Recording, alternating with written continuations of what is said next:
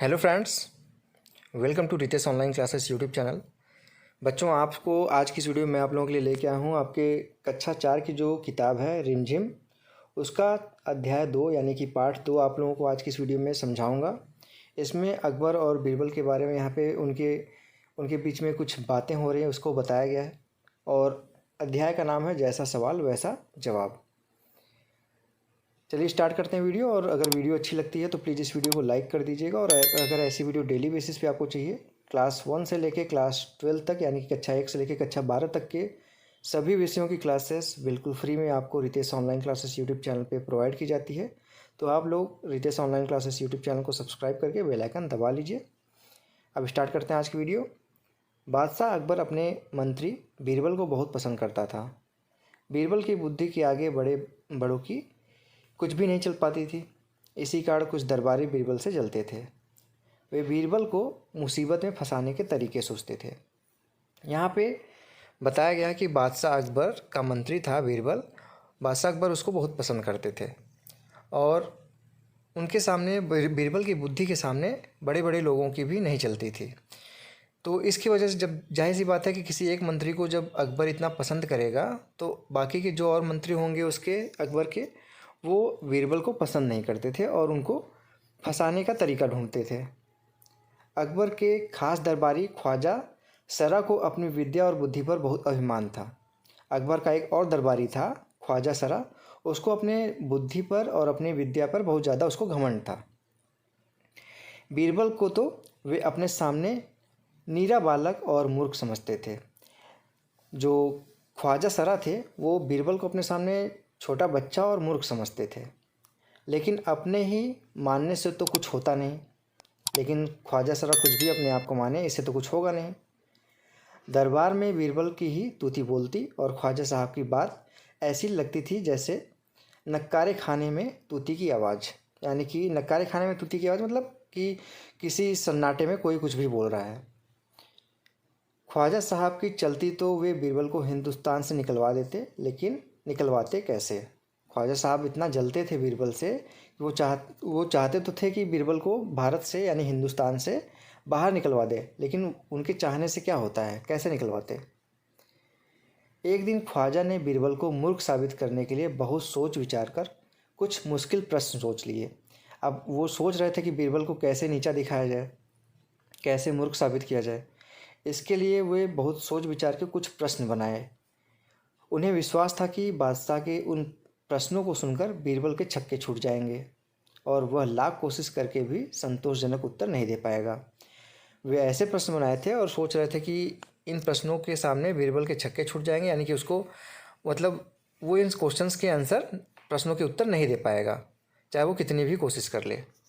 फिर बादशाह मान लेगा कि ख्वाजा सरा के आगे बीरबल कुछ नहीं है। तो फिर बादशाह जो अकबर थे उनको मानना ही पड़ेगा। जब बीरबल उनके पूछे गए प्रश्नों का उत्तर नहीं दे पाएंगे तो बादशाह को ये मानना ही पड़ेगा कि बीरबल उनके सामने कुछ भी नहीं है।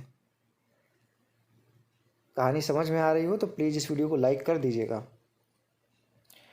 ख्वाजा साहब अचकन पगड़ी पहनकर दाढ़ी सहलाते हुए अकबर के पास पहुँचे और सिर झुकाकर बोले, बीरबल बड़ा बुद्धिमान बनता है।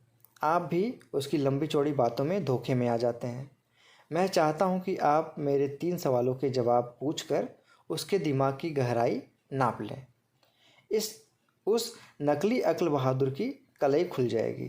अब यहाँ पे जो ख्वाजा सरा जी हैं वो बीरबल से कह रहे हैं कि बीरबल की बुद्धि का बहुत बड़ा गुणगान करते हैं, इतनी लंबी चौड़ी बातें करते हैं, जबकि वो धोखेबाज है। आप उससे कुछ प्रश्न पूछिए। 3 प्रश्न यहाँ पे मैं आपके लिए बना के ले आया हूँ। आप बीरबल से इन प्रश्नों को पूछिए, तब उसकी जो अभी झूठा यहाँ पे अक्ल का बहादुर बनता है, यानी कि बहुत बुद्धिमान बनता है, तो सारी कलई उसकी खुल जाएगी, यानी कि पोल खुल जाएगा उसका कि कितना बुद्धिमान है। ख्वाजा के अनुरोध करने पर अकबर ने बीरबल को बुलाया और उनसे कहा, बीरबल, परम ज्ञानी ख्वाजा साहब तुमसे 3 प्रश्न पूछना चाहते हैं, क्या तुम उनके उत्तर दे सकोगे? तब यहाँ पे ख्वाजा जी के कहने पे अकबर ने बीरबल को बुलाया अपने दरबार में और उनसे कहा कि जो यहाँ पे ख्वाजा जी हैं, ख्वाजा सरा, उनको संबोधित किया उसने परम ज्ञानी, उनको तुमसे 3 प्रश्न पूछने हैं, क्या तुम उसके उत्तर दे पाओगे? तो बीरबल बोलते हैं, जहाँ पना ज़रूर दूंगा, खुशी से पूछें। ख्वाजा साहब ने अपने तीनों सवाल लिखकर बादशाह को दे दिए। अकबर ने बीरबल से ख्वाजा का पहला प्रश्न पूछा, संसार का केंद्र कहाँ है? तो बीरबल ने तुरंत ज़मीन पर अपनी छड़ी गाड़कर उत्तर दिया, यही स्थान चारों ओर से दुनिया के बीचों बीच पड़ता है। यदि ख्वाजा साहब को विश्वास न हो तो वे फीते से सारी दुनिया को नाप कर दिखा दें कि मेरी बात गलत है। अब यहाँ पे देखिए बीरबल की चतुरता के बारे में बताया गया है, कितने बुद्धिमान थे कि उन्होंने वो जहाँ खड़े थे वहीं पे अपनी छड़ी गाड़ के उन्होंने कहा कि यही दुनिया का जो केंद्र है वो यही है। अगर ख्वाजा जी को विश्वास नहीं है तो इस दुनिया को इसी छोर से जहाँ पे मैंने छड़ी गाड़ी है वहाँ से नाप कर दिखा दे कि मेरी बात गलत है। अकबर ने दूसरा प्रश्न किया, आकाश में कितने तारे हैं? बीरबल ने एक भेड़ मंगवाकर कहा, इस भेड़ के शरीर में जितने बाल हैं उतने ही तारे आसमान में हैं। ख्वाजा साहब को इसमें संदेह हो तो वे बालों को गिनकर तारों की संख्या से तुलना कर लें। तो यहाँ पे सोचिए कि बीरबल ने जो ख्वाजा साहब है उनके प्रश्नों में उनको फंसा दिया, उनके प्रश्नों को इस तरीके से उत्तर दिया कि वो ख्वाजा साहब खुद उनके उत्तर को यहाँ पे जांच नहीं सकें। इस तरीके से उनके पूछे गए प्रश्नों का उत्तर दिया।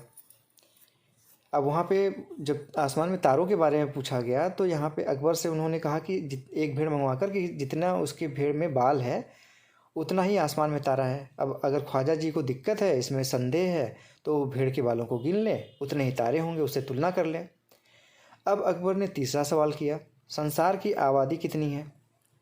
बीरबल ने कहा, जहाँ पना संसार की आबादी पल पल घटती बढ़ती रहती है, क्योंकि हर पल लोगों का मरना जीना लगा ही रहता है।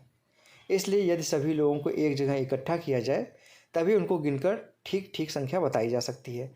अब यहाँ पे बीरबल ने कहा कि संसार की जो जनसंख्या है, आबादी है, उसको सही से गिनना संभव नहीं है, क्योंकि हर समय हर पल कोई मरता रहता है और कोई ना कोई पैदा होता रहता है। इसलिए अगर उन सभी की आबादी सही से गिनना है तो उन सभी को एक जगह ठीक ठीक इकट्ठा करना पड़ेगा, तभी उनको ठीक से गिना जा सकता है। बादशाह तो बीरबल के उत्तरों से संतुष्ट हो गया, लेकिन ख्वाजा साहब नाक भौं सिकोड़ कर बोले, ऐसे गोल मटोल जवाबों से काम नहीं चलेगा जनाब। अब बीरबल के जवाब से बादशाह अकबर तो संतुष्ट हो गए, क्योंकि सवाल ही ऐसे थे कि उसका जवाब ही ऐसा होगा। लेकिन जो यहाँ पे ख्वाजा सरा जी हैं वो अपने भौहें यानी कि अपने जो आँखों के ऊपर की बरौनियाँ होती हैं उसको सिकोड़ कर बोल रहे हैं कि ऐसे गोल मटोल जवाब से काम नहीं चलेगा। बीरबल बोले, ऐसे सवालों के ऐसे ही जवाब होते हैं। अब बीरबल बोल रहे हैं कि अगर आप ऐसे सवाल पूछेंगे तो जवाब भी उसके वैसे ही होंगे। ठीक है, पहले मेरे जवाबों को गलत साबित कीजिए, जो मैंने आपके पूछे गए प्रश्नों का उत्तर दिया है पहले उसको गलत साबित करके बताइए कि वो गलत है, तब आगे बढ़िए। ख्वाजा साहब से फिर कुछ बोलते नहीं बना। अब ख्वाजा साहब क्या बोलें, जब उन्होंने बीरबल ने कह दिया कि आप मेरे दिए गए जवाबों को गलत साबित करिए तब बोलिए, तब ख्वाजा साहब क्या बोलें, वो शांति से खड़े रह गए। तो ये था पूरा का पूरा चैप्टर। क्वेश्चन आंसर मैं अगली वीडियो में आप लोगों को करा दूंगा, सारे क्वेश्चन आंसर आपको कराए जाएंगे। तो आज की वीडियो अगर अच्छी लगी हो तो प्लीज़ इस वीडियो को लाइक करना मत भूलिएगा और कमेंट बॉक्स में कमेंट करके बताइएगा कि आप लोगों को वीडियो कैसी लगी, आप लोगों को समझ में आया कि नहीं समझ में आई ये कहानी। और अगर ऐसी ही वीडियोज़ आप लोग डेली बेसिस पे देखना चाहते हैं, एनसीईआरटी के सभी विषयों की क्लासेस आपको अगर फ्री में चाहिए तो Ritesh online classes YouTube channel को सब्सक्राइब कर दीजिए, साथ ही साथ बेल आइकन दबा के रखिए। तो फ्रेंड्स, मिलते हैं नेक्स्ट वीडियो में, तब तक के लिए आप सभी का बहुत बहुत धन्यवाद। जय हिंद, वंदे मातरम।